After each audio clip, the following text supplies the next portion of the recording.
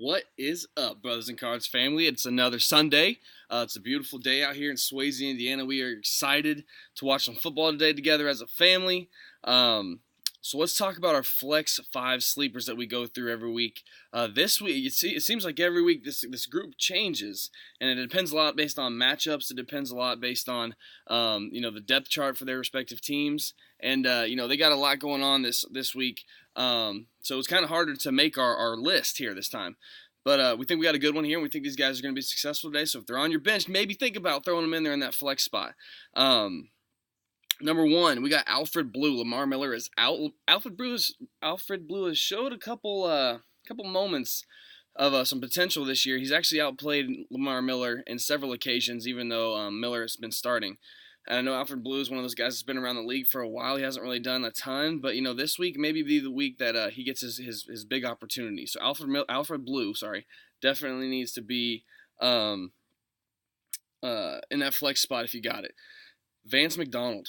First of all, we saw what he did to Chris Conte. I don't want to know what he's going to do to me if I leave him on my bench this week. That stiff arm was brutal, all right? But the truth is that last week he saw just as many targets as Antonio Brown. He's that first down guy. When they need a play, they need a first down, they're going to give it to him and let him pound it for a couple yards. He got a whole bunch of targets, a whole bunch of catches. When they get down in that red zone, he's going to be in the back of Big Ben's mind for sure.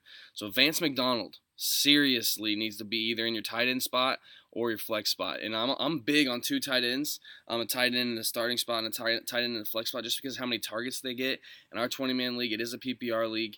I think it'd be huge for your team if you could have two tight ends in there that are playing significant minutes. It's better than taking a shot at a wide receiver 3 or 4 that may or may not ever even get a target. So yeah, definitely be thinking about those tight ends, but Vance McDonald for sure.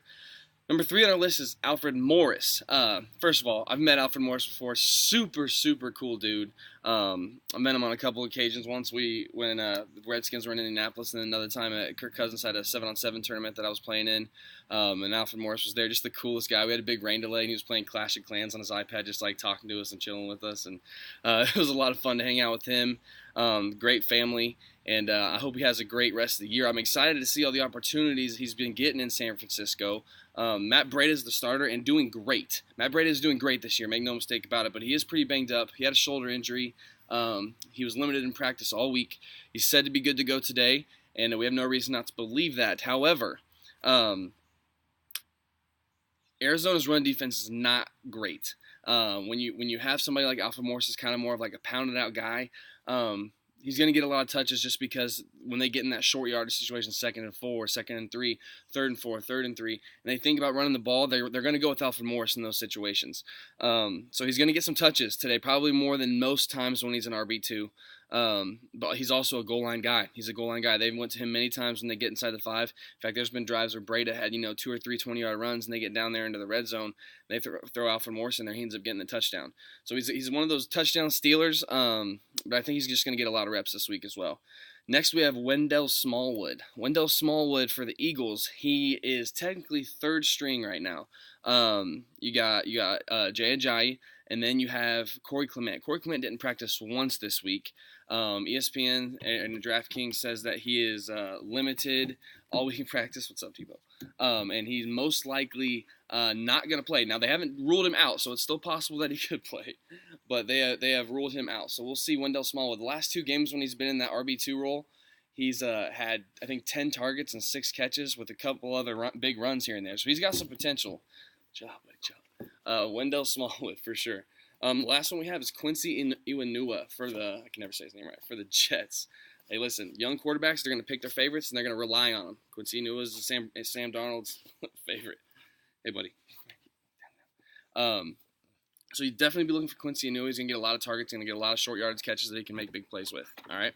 Some shout-outs. We have 8, I believe so, 8 people in our 6 leagues that are still 4-0. That's amazing to me. We've got Nick McIver, Luke Coy, Billy Viberg, Angelo Gavia, Zach Baker, David Huerta, Easton Graham, and my man Mojo from Sounding Off local radio show here in Kokomo. Awesome job, guys. 4-0. We'll see how many survive this list after today. But, congratulations, guys. Keep up the good work and enjoy the rest of the season.